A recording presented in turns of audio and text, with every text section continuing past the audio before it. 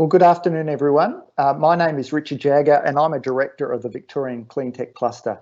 Before we start, I would like to begin by respectfully acknowledging the traditional custodians of the land we are all meeting on virtually today, those being the Bunurong and the Wurundjeri peoples of the Eastern Kulin Nation, and I pay respect to their elders past, present and emerging. As I mentioned, my name is Richard Jagger and I'm excited you've all joined us today because we're discussing a really important area for every developmental company, and that is your IP and how to develop a strategy to protect it.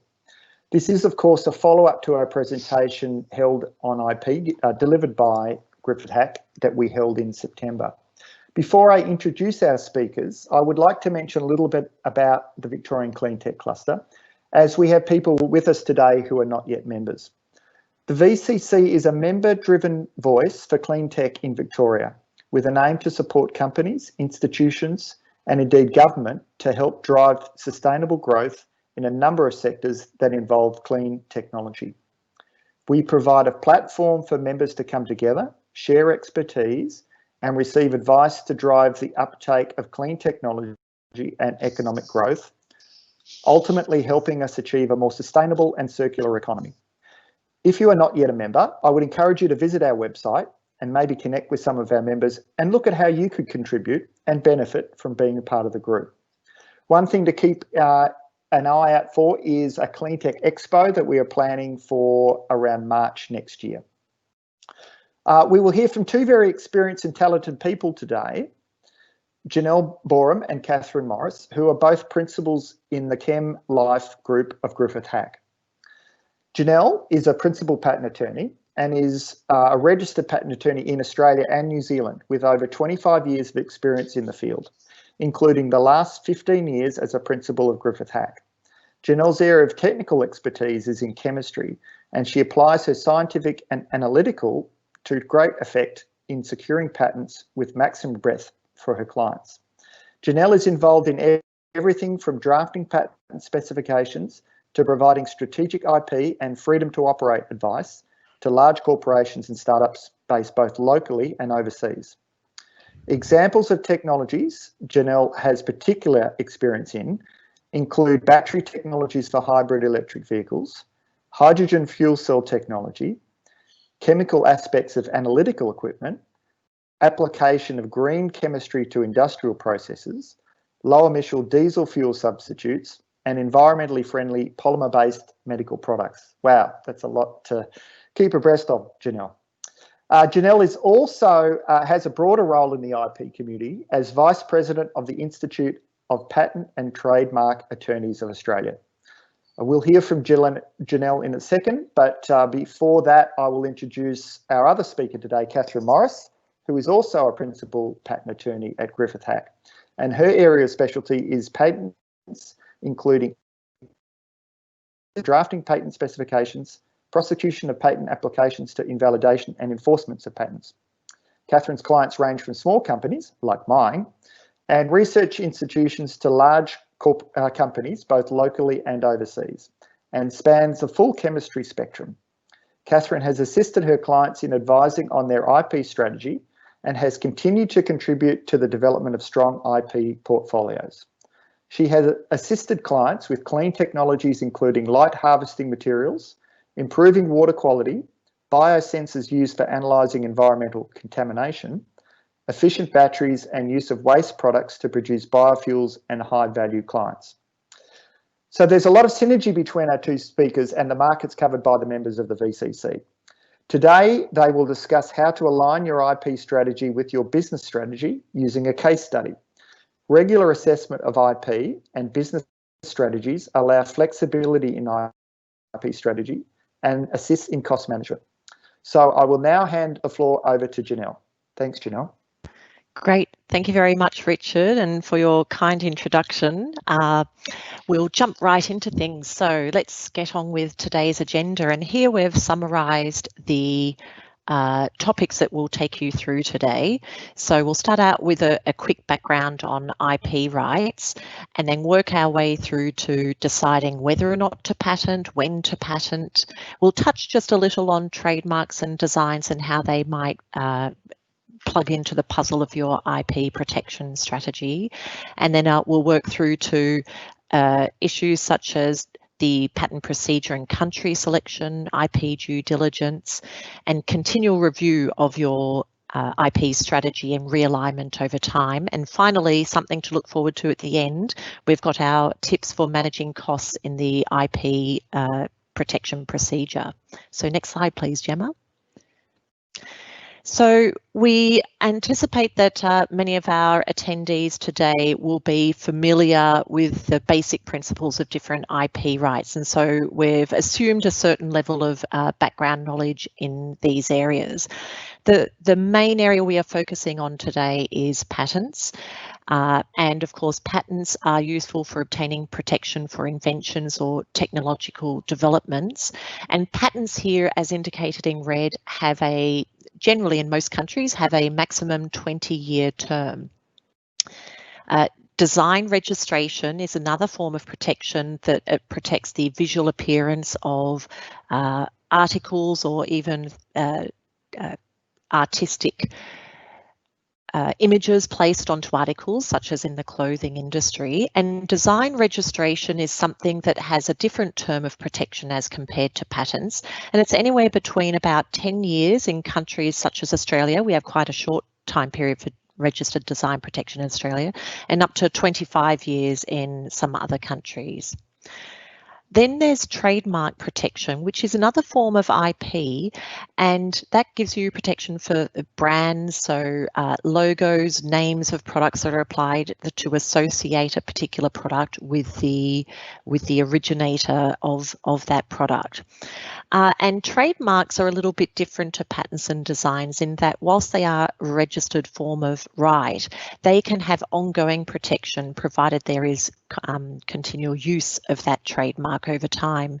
In Australia, the original time period for registration is 10 years, and then there are ongoing 10-year renewals. So renewals in the trademark space, trademarks can be managed slightly differently in terms of your IP portfolio. And thereafter on the slide, after trademarks, there are 4 other forms of IP rights, but we won't get into those today. So I'm assuming you know a little bit about patents in that you apply for a patent application and a patent specification is drafted. It's filed initially usually in your originating country, and then you'll go through a procedure to get protection for that invention in other countries. So let's move on to the next slide and we'll get started. So today we're going to take you through a case study to give you some real life examples and the thought process that can be followed in taking you through your IP protection strategy. And the scenario we're putting forward for you is the case of a biodiesel fuel, a new business that has been set up. So in our scenario, we have assumed, well, we've put forward the concept that there's an inventor who has retired from a big fuel company, and he has this idea in mind, and he has a technological background, and from his background experience over time, he believes that putting together a particular formulation with a few key components is going to get a fantastic new product that has terrific low emissions profile. And so he decides to set up a new startup company with some contacts of his, perhaps a high net worth individual that he knows from, down the street. And together they decide to set up a company and start to plan on protection, perhaps for the new idea he has, and how to develop this into a new business. So what they recognise that they need to do is to do some test work on this fuel formulation, and they're thinking they need to get some test work completed at a university to demonstrate the performance of the product, and they'll use that data that they produce for supporting a patent application. So they're talking about this idea for a little while, and they develop this concept of the tree fuel energy company. So they start talking about tree fuel, and they talk about tech as their short reference for the business they've started. So they also start to develop this concept of the tech fuel that they are wanting to develop. So as I mentioned, the formulation they've developed has amazingly low emissions profile, and they've also got some good connections in traditional fuel companies. So with that background in mind, let's get underway with our case study and identifying the sort of steps and thought processes they need to go through. So on to the next slide, please, Gemma.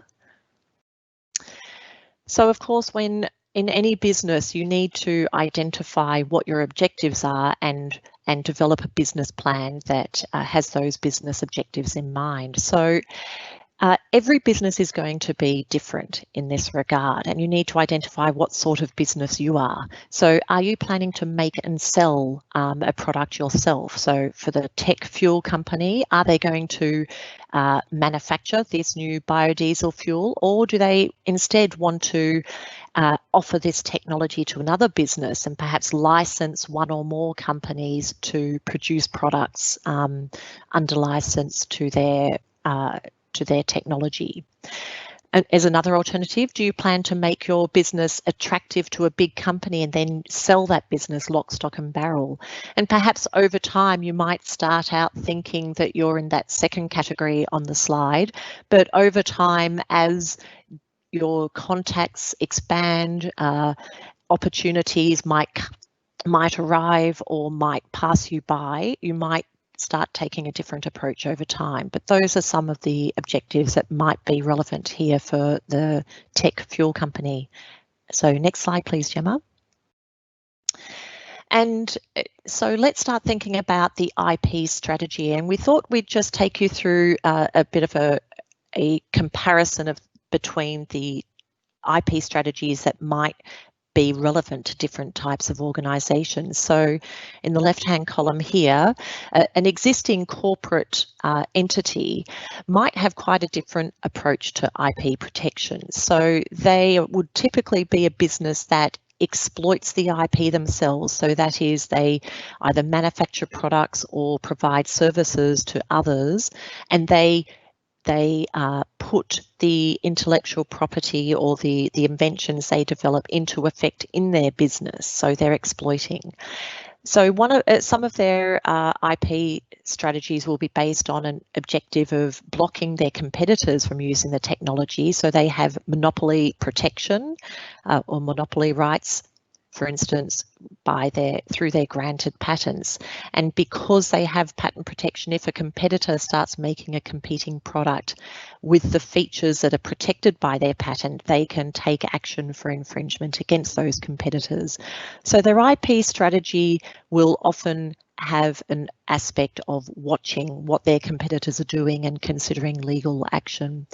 Alternatively, they might actually license products. In fact, they could even cross-license to take account of other entities' IPs, and they could be involved in collaborations. Larger corporates can afford to maintain and enforce large patent portfolios, whereas perhaps a smaller or emerging business will need to focus on one key platform invention and be fairly judicious as to protecting every new development that they might think of. Certainly everyone needs to continue to review and test the value of their IP being maintained, and they could get involved in oppositions. So then on the right-hand side of the slide, a different type of business is a research institution. So the cooperative research centres or universities or governments, they might be more interested in applying for IP protection, so patent protection for licensing opportunities, spin-offs, joint ventures, so ways to monetize the intellectual property that's developed, and to perhaps they might be interested in improving society through the commercialisation of research, so for a bit more perhaps of a public good objective. So moving to the next slide. Thank you. If in the case of a startup, some types of startups, if you think of an IT or a new electrical product type startup, they might have an objective of, acting fast and being the first to market. They have to quickly work out a supply chain to manufacture their product, deal with customers and marketing to make sure they've got a customer base for the product. Perhaps there are regulatory hurdles they have to meet. And in a small tech type startup, they might be able to maneuver and progress faster than a big, slow company, and with lots of layers of management. They might be able to achieve quick development and product turnaround. And in that context, they would have to look at whether IP protection is going to help them, or perhaps they're, getting quick before your competitors do, make a name for yourself and perhaps move on to the next product quickly. So you'd look at whether and how IP protection will fit into that strategy.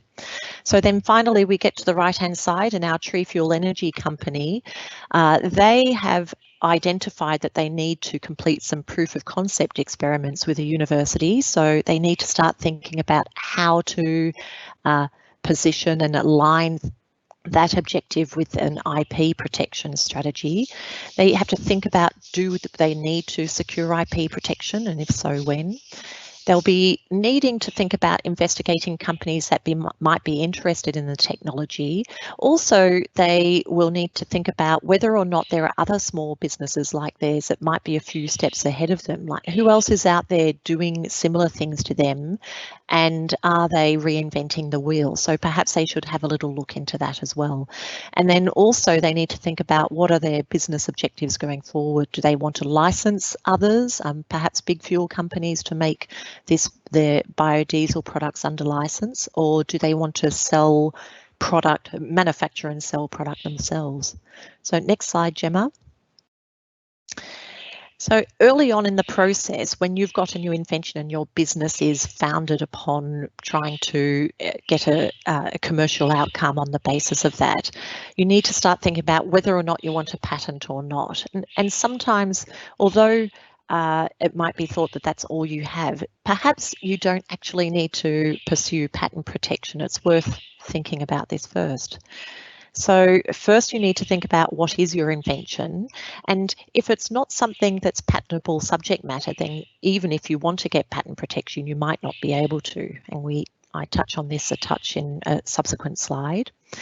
You also need to think about what disclosures have been made to the public already. So is it new?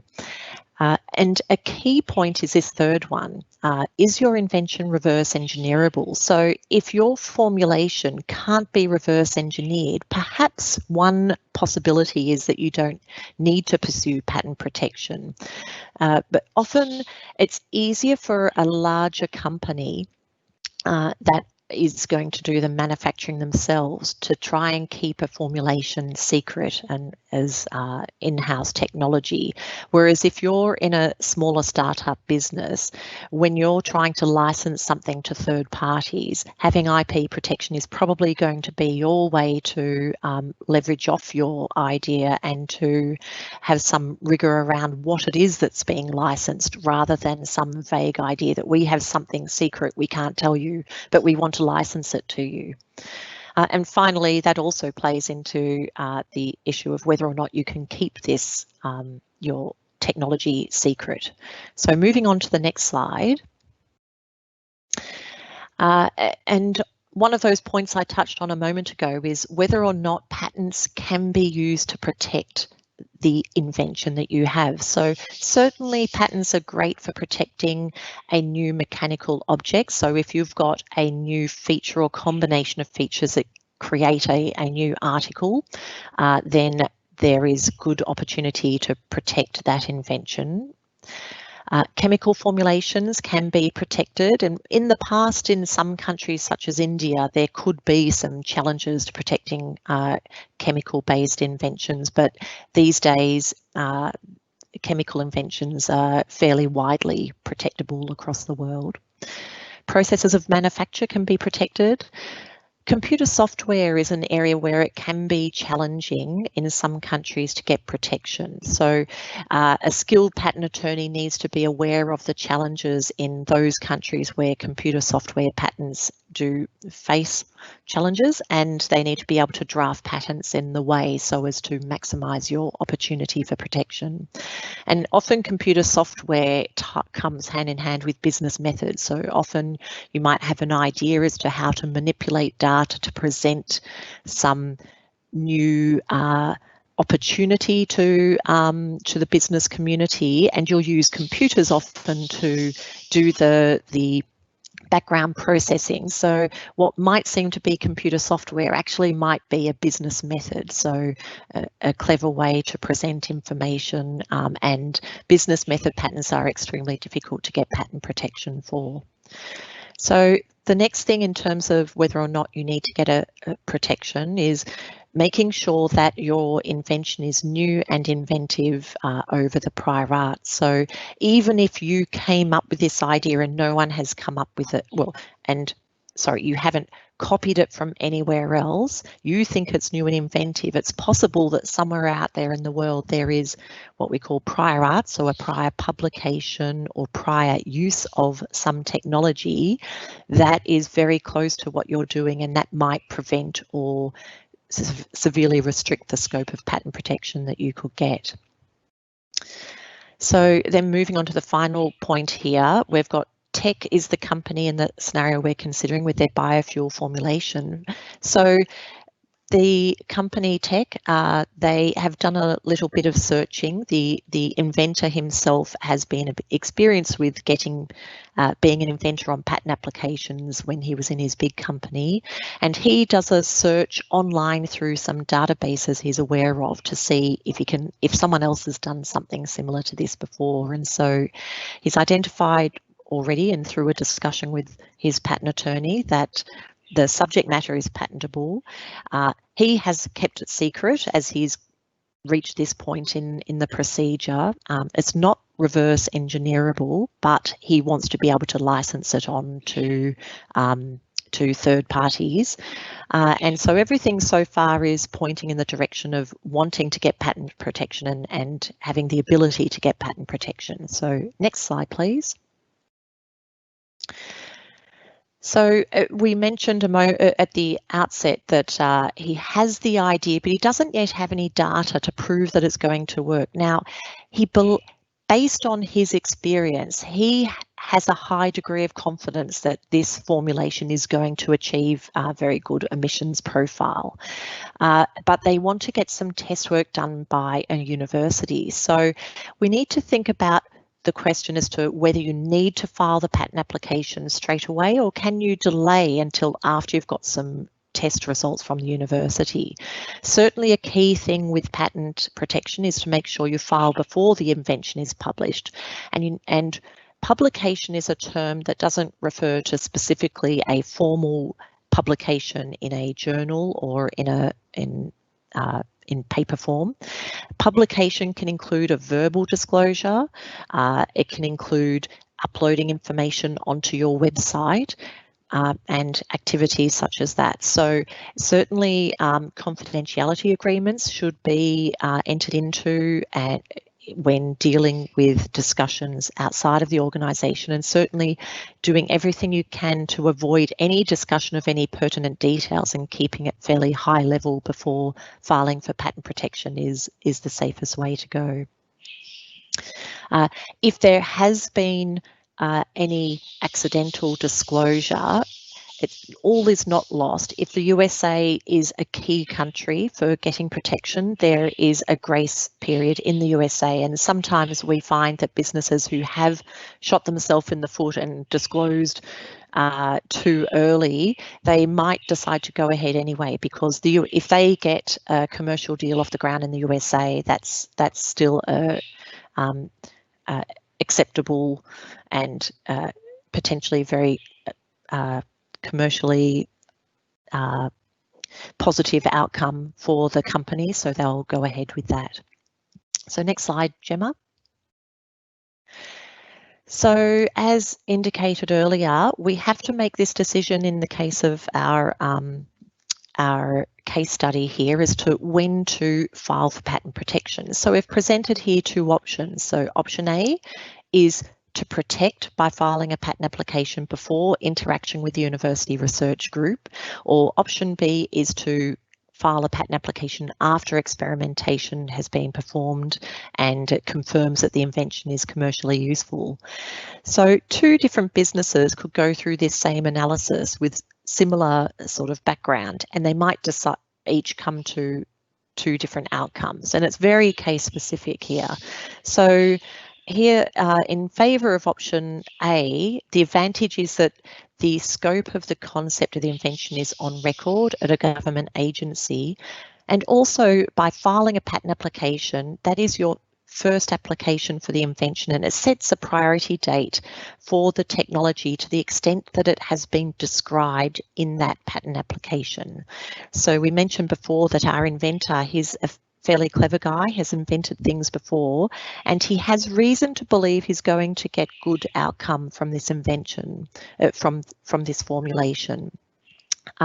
So in the patent application, he can describe the type of formulation, the relative amounts of the different components that he believes are necessary, and there can also be a description of what the reasons for the expected outcomes for the composition, so as to make it as strong as possible without, however, having any technical data to include in the application. So the advantage is to get in early and get a priority date and to have some form of record at a government agency before engaging with the university research group.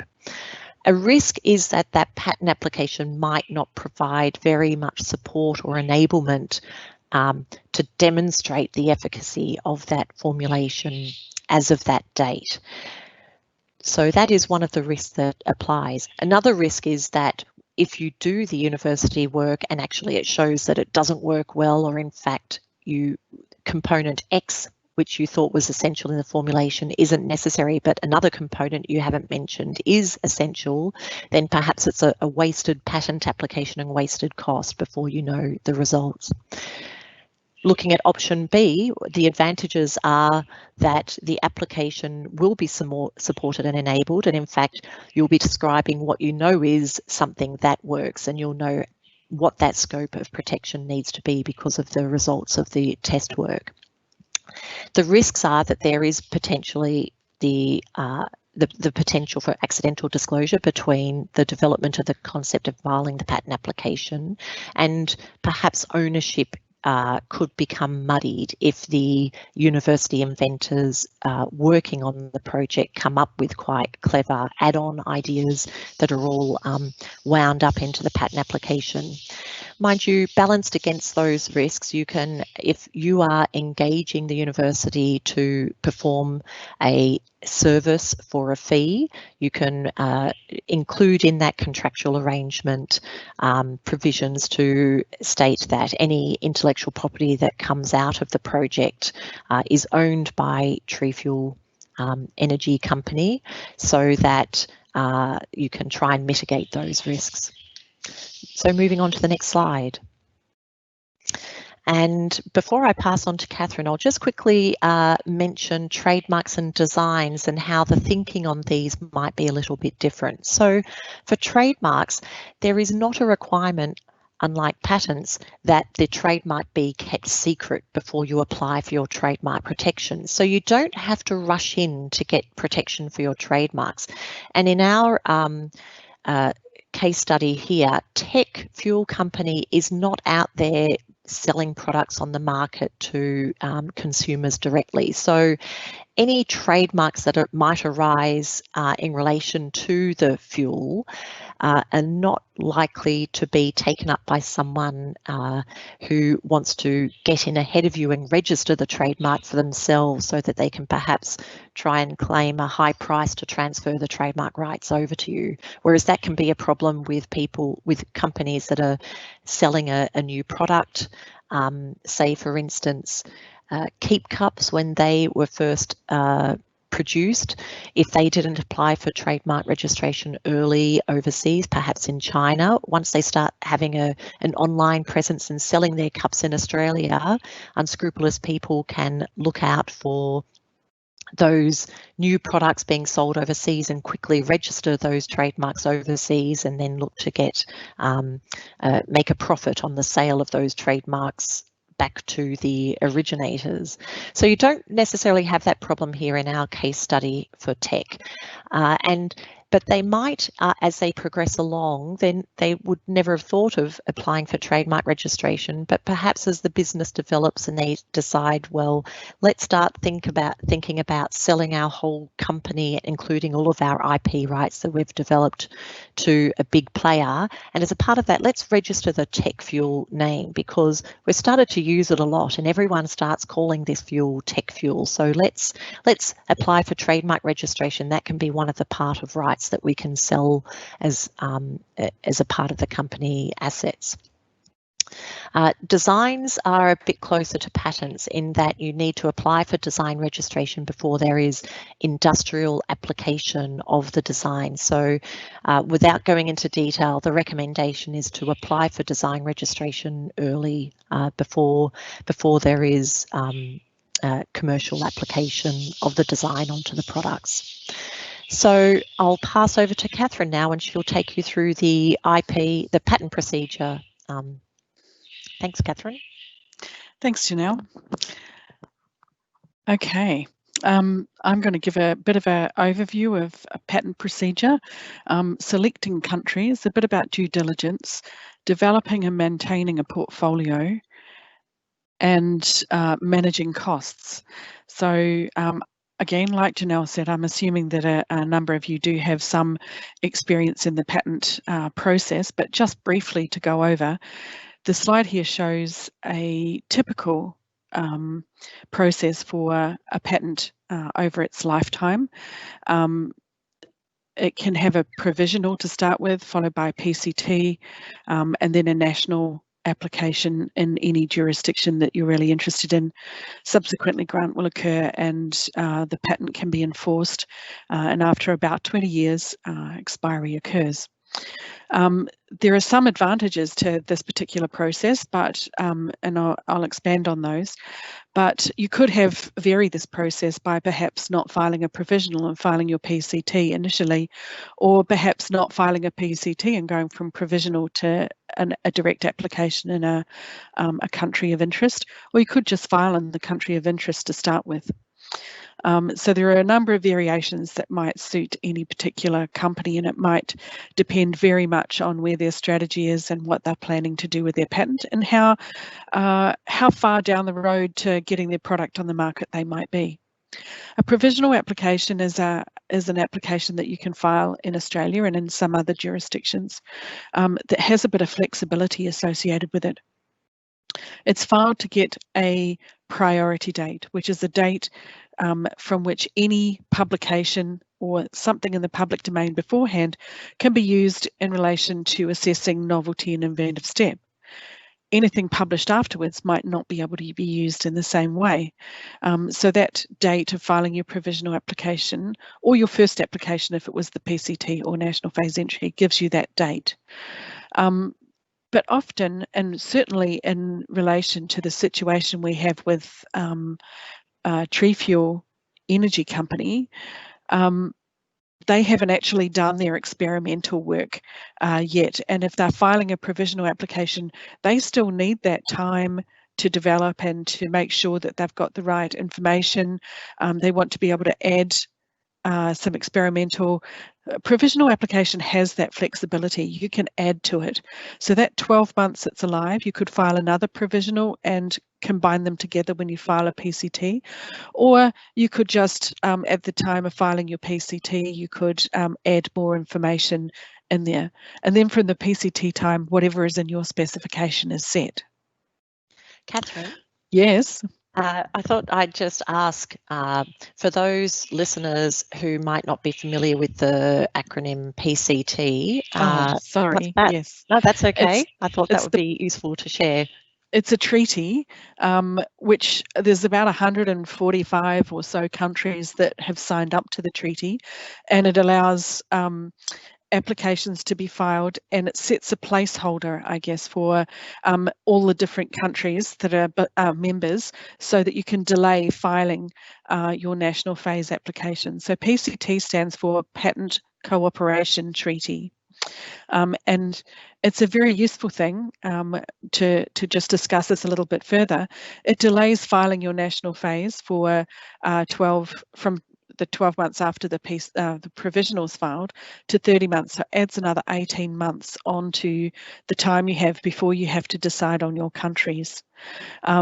So in that respect, having that delay then also gives you time to research markets, look at where you might manufacture, all sorts of things like that, so you can investigate your markets and where your business might go with the product before you have to decide on countries, so you can make a more informed decision at that national application stage. The other advantage of a PCT is that there is some examination that occurs during that 18 months. The international authority that run the PCT, they produce a search report and opinion based on the specification that's filed. And so you then get a report that tells you where they think you are lacking support, where there might be issues of clarity, but also what documents are already out there in the public domain that you might need to deal with. And it gives you an opportunity to consider, is that prior art, or are the publications that the search report have provided to us, are they damning and exactly the same invention? And in that case, you can cut your losses at that point and not continue. However, that's very unusual to occur in that manner, but you know, often there are things that are around the edge of the invention, and so you can develop a strategy for responding to these objections that might be raised in the opinion, and you can do that during the PCT or during examination that occurs after the national application is filed. So in this timeline here, between national application and grant, there's generally, for most countries, an examination procedure that occurs. Some countries, as I said, there are about 145 countries that are members of the PCT. There are some countries that aren't. So for some technologies, like the tech fuel, if you were interested in Middle Eastern countries, there might be some countries you're interested in that are not members of the PCT, and then you would need to think about filing a national application in those countries at the time of filing your PCT if they were really important to you and are not members of the PCT. Okay, next slide, please, Gemma. So then thinking about the patent procedure and the country selection that you come to probably at the end of the 30 months when you've filed your provisional and your PCT, you will have been doing some investigations that align your strategy and work out where you're going to be marketing. Perhaps it's just Australia and that's all you're going to do for a little while to start with, but you have aspirations for your company to go into the US, to be active in Europe, to have other countries that in Southeast Asia maybe that might be of particular interest, but you might not be there immediately, but they're plans for the future. So thinking about, where will my product be sold? Will it be me that sell it, or will I do licenses with other companies? You know, investigating those relationships and where you might end up selling, because if you're going to sell your product in a country, then having a patent in that country might be very useful. Okay, the other thing to think about is, if you're not going to manufacture in Australia, you know, are you going to manufacture in India or China or another country? And it might be good that you protect your invention in that country that you manufacture in, even if it's not really a country you're that interested in selling the product in. And that is because you want to make sure that when you set up your manufacturing, if you're licensing to another company to actually do the production, that they can't just make more on the side and sell it themselves. So you need to make sure that you have protection where you're manufacturing. So there are two really important things to keep in mind. Some other things to keep in mind are, is the subject matter patentable? Now, Janelle has had a bit of a chat about this and said definitely the tech product, the fuel product that is going to be produced is a chemical formulation, and that constitutes patentable subject matter and will do in most, if not all, jurisdictions. However, there are some things that we could explore a little bit further in relation to a fuel composition. If it's a mixture of different components that are not naturally together, and they might actually, they will be actually a composition that's unique and not found in nature, and that is more than likely patentable. However, sometimes there might be and it might be the case in the tech fuel scenario, that actually it's a natural product that's derived from trees. And nothing else is added to it. And in that case, it's a natural composition that is derived from nature, and that may actually affect whether that product would be patentable. And there are some countries, including the US, where you would need to investigate whether the natural composition itself would be patentable. India is another country where that could be a problem, and a number of South American countries that would be a problem also. So it is important to investigate whether the subject matter of the patent is going to be patentable in all the jurisdictions you're interested in. There's certainly no point in filing a patent application and paying a lot of money to be told down the line that actually your invention's not patentable here. Other things to consider are things like population size and market considerations. The tech fuel product is a low emissions fuel, and it might be that in a low population, poor country, there might be a lot of pollution, but it might not have a government that's interested in supporting a reduction in emissions, and therefore it might be very hard to get traction in such a market, and there might not be the money in that market to actually support a large uptake of your invention. But there might be other countries where they really understand that emissions are a real problem, and if this is going to solve a problem, you might actually find that the government might sponsor your product there, and there might be a very real and large market. So looking into those sorts of market considerations can be quite important too. Competitor locations can be important. If you have a particular competitor and you're not planning to go into their market, but they already have distribution lines and regulatory things set up there, and they know exactly what to do in that location to get set up quickly, and you're not going to protect in that location, or you're not interested in selling in that location, they might be able to take your invention, set up and sell there, and make a profit based on your invention, and you're not protected there. So you might want to think about where your competitors are and whether to protect there, even if you're not specifically going to sell there, because you could license to them there.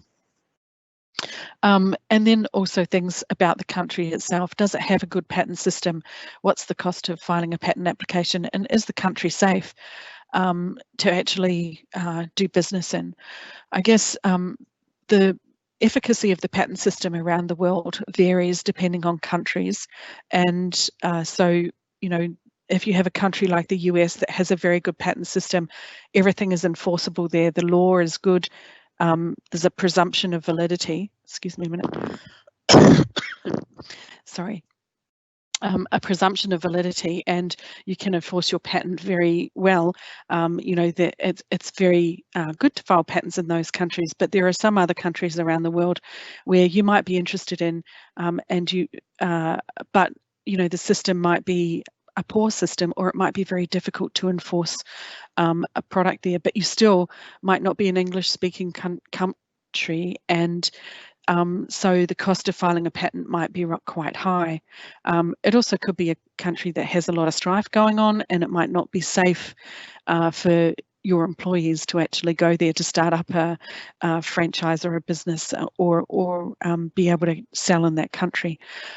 So all these things might actually feed into a list of countries where you're really interested in.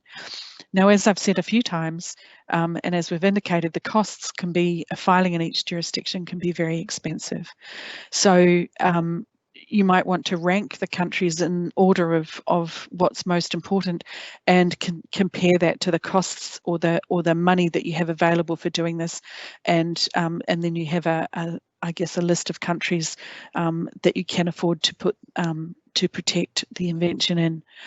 Next slide, please, Gemma. So, okay, other things to think about at the time when you're about to bring a product to market, after you've filed your patent protection, or even sometimes before you've completed your patent protection, is to think about things that we call IP due diligence, is to think about things around ownership and freedom to operate. And freedom to operate generally means I'm going to put my product on the market. If I do this, will I infringe somebody else's product or patent? So, you know, is somebody else's patent going to stop me from being able to use my invention or to sell my invention? So do I need to have licenses from other people for their patents so that I can put my patent on the market, or to use software? Do I have all of do I know what things are out there? Do I need to conduct searches, and so I know that I'm not infringing anybody else's patent? Because often, if you know beforehand, you can either avoid infringing somebody's patent by changing something about your product, or you can negotiate licenses at a lower rate than when your product is on the market and you're actually making an income from that product. And knowing that you have your ownership all in order. You know, have you got all your assignments from your inventors? Are your agreements with the research institutions all in order, and assignments from their inventors to your company all in order? And do you have licenses and assignments from any other contractors that might have contributed along the way? Have you got good agreements with your key personnel? Are they, you know, strongly tied to your business? You know, are they knowledgeable about confidentiality, that they might have some confidential information and that they must keep that silent, and they can't take any information with them if they do leave the company? So, and watching competitors, are they getting ahead of you in the game? Keeping abreast of what's going on in your industry so that you can adapt quickly when you know what's going on. So next slide, please, Gemma. Often too, you have to think about subsequent inventions and developing a portfolio that protects your invention. So there's a company is never static, and if it is static, then it probably doesn't last very long. A patent is quite a static document in that it covers your product at a particular time, and then there is usually in a company continual research to improve products, to develop new products, and that might be in response to market feedback, in response to competitors, or perhaps in response to newly available compatible technologies. So often there is new IP occurring, or new products being developed. Next slide, Gemma, please. Okay, so this is just a little chart that might explain a portfolio and how you might manage that portfolio. So invention 1 in blue is developed initially, and a patent application is filed at time 0. And you can see there's a little bit of time between when the patent is filed and when a product starts becoming on the market in the sales events. And and that might be because they needed initially to look at distribution, perfecting the product that they're going to put on the market, those sorts of things. And then once it was on the market, Invention 1 had quite a good sales initially, and then because the feedback from their clients, they said it would be great if it had this feature, or that the fuel did this, or something like that. And so a little more research was done, and another product was put on the market, and this is the Invention 2. So they filed a patent application for that, and you see there's a very quick lead in time then for that second product, because they already had their market sorted out and it was just an improvement. And you can see there that once the second product went on the market, their clients really took off and liked that product a lot better, and the sales of the first product dropped off while the other ones took off. And you can see that the blue invention at that time, when it gets to really there's no sales of that product anymore, is about 16 years, and there's another 4 years to go of that patent life. And so now a decision might need to be made. Is it worth keeping that patent family, or some of the patents in that patent family, alive, or should we allow that patent to lapse by not paying the renewal fees anymore? But we keep our second invention, which is really making us money, on foot, and because that's the doozy at the moment. And then you can see the same sort of thing happening again with the third product that gets developed and a patent filed, and when that goes on the market, that takes over from the second product. And again, considering at the later time when the third invention is the greater invention, whether you want to keep the second invention patent on. And the sales from the third product keep going, and so you might want to maintain that third patent for the full 20 years, but there might be other products that come in the same manner. And because we're talking about sales here, we might just briefly talk about trademarks as well. So for the first product, you put it on the market, and maybe they've got a product that's a trademark, and they call it tree fuel for the first one, or tech fuel, tree fuel by tech fuel for the first product, and that's their trademark.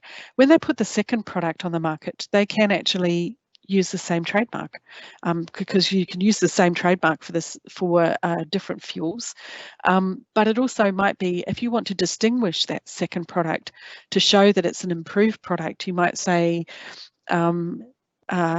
upgraded tech fuel or upgraded tree fuel for number 2, and the same if you want to distinguish your third product, you might still use the tree fuel, but you might do another trademark that might be supercharged tree fuel for your third product.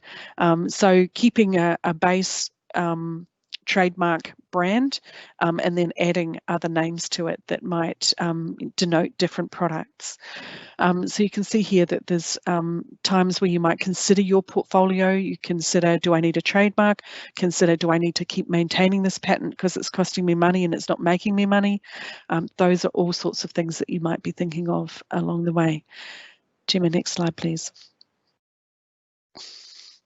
So I guess this is a point where it's good to think in your portfolio, you are continually reviewing and realigning your patent portfolio or your IP portfolio in general with what you're actually doing in the market. So thinking about, is this patent working for my business? Is it making me money? Does it cover the product I'm actually making and putting on the market at the moment? Is it a patent that's keeping a competitor out of the market? So you might not be using it, but it might be keeping a competitor out. And so it might be worth still maintaining it. So thinking about those things when you're looking at your portfolio. Then also thinking about, is the product bringing in an income that surpasses the cost of the patent? In some countries, it may pay for itself, it may pay for the renewal fees. In other countries, that might not. So do you want to maintain the patent there? Next slide, please, Gemma.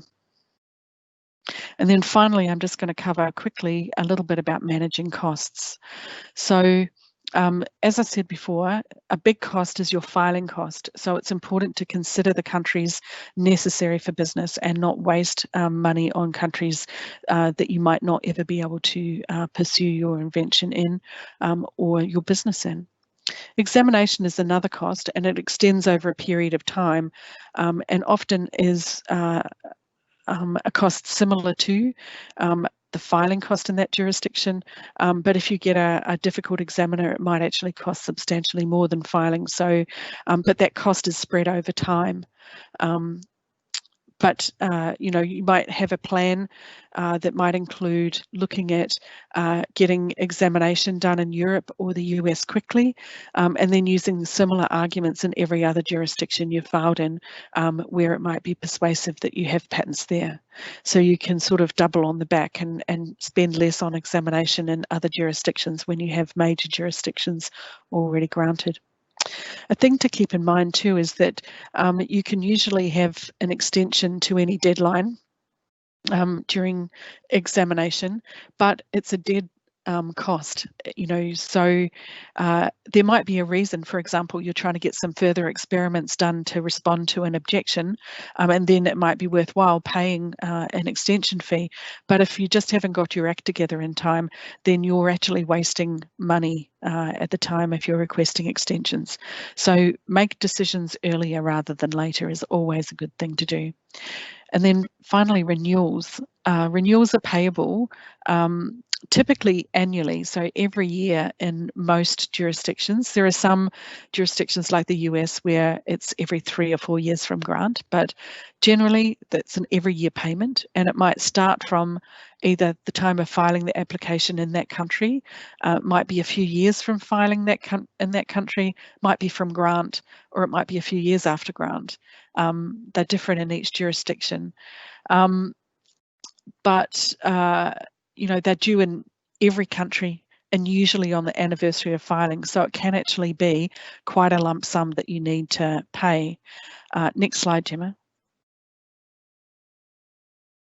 So this slide gives a typical renewal cost for 10 countries, and these are after grant. So this is when it's 10 to 12 years from filing, or 13 to 15 years from filing. And there will be a renewal due each year in each of these countries, except the US, which would have one at 11.5 years after grant. So they have a funny way of doing their renewals there. But every other country, every year.